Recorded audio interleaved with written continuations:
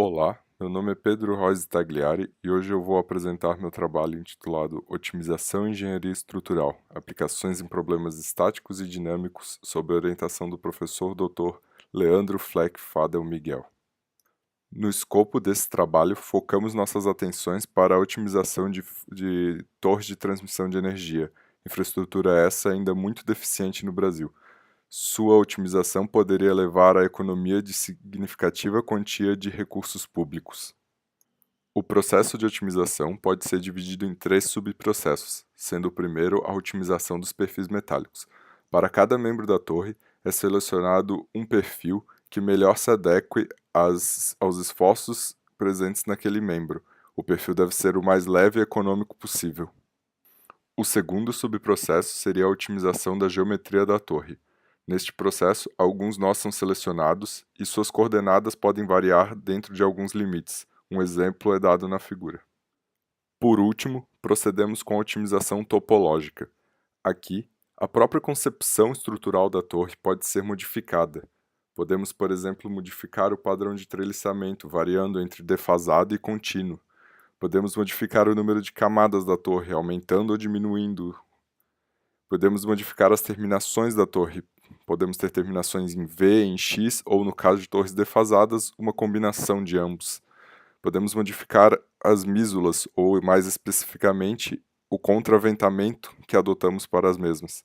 E ainda modificar a topologia adotada para para-raios.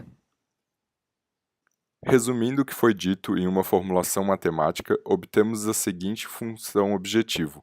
Queremos encontrar x, um vetor composto de variáveis dos perfis, da geometria e da topologia da torre, que minimize o seu peso total. Todos os membros da torre estão sujeitos a restrições de tensão, de esbeltez e de área de seção transversal. Essas restrições são baseadas na norma 1097 da American Society of Civil Engineering. Entrando nas considerações de cálculo, foi adotado um modelo misto de treliça e pórtico espacial. Os membros montante, em vermelho na figura, formam um pórtico espacial. Todos os outros são membros de treliça.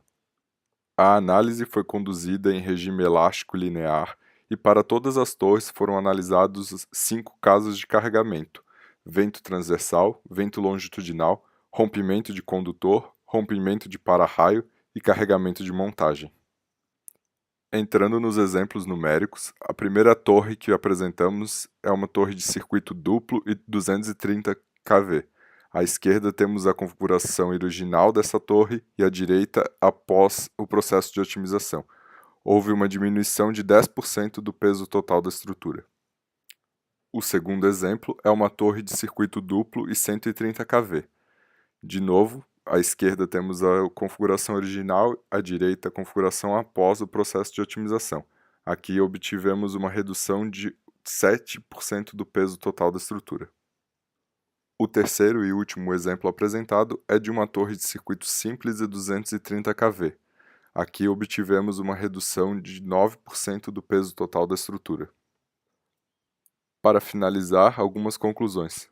O método se mostrou consistente e aplicável para diferentes tipos de torre, como demonstrado pelos exemplos numéricos conduzidos. Ainda, os resultados obtidos foram muito promissores, com reduções de até 10% do peso total da torre. Vale ressaltar que essa redução é válida para apenas uma torre, sendo uma linha de transmissão composta por dezenas ou até centenas de torres. A economia em valor financeiro seria mensurada em milhões de reais. O estudo resultou na publicação de um artigo em congresso internacional. O grupo de pesquisas continuará trabalhando no aprimoramento da metodologia. Eu agradeço a atenção. Obrigado.